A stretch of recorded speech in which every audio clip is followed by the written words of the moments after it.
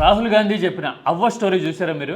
తాను గార్డెన్లో వాకింగ్ చేస్తూ ఉండగా ఒక అవ్వ ఎదురయ్యి, రాహుల్ నువ్వు కళ్ళకు కనపడేది చూడడం కాదు, దాని వెనుక అసలు వ్యూహాన్ని, చీకటి కోణాన్ని డీకోడ్ చేయాలి, రాజకీయ నాయకుడిగా అదే నీ కర్తవ్యం అని ఓ పెద్దావిడ తనకి చెప్పింది అని రాహుల్ గాంధీ లోక్సభలో చెప్పారు.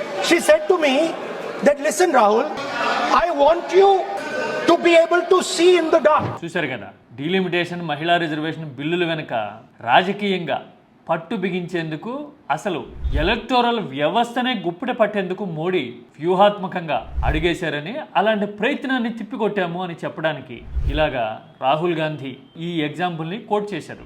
ఒక రకంగా రాహుల్ గాంధీకి ఇది most significant victory over Modi అని అనుకుంటా గత 12 ఏళ్లలో. అంతేనా?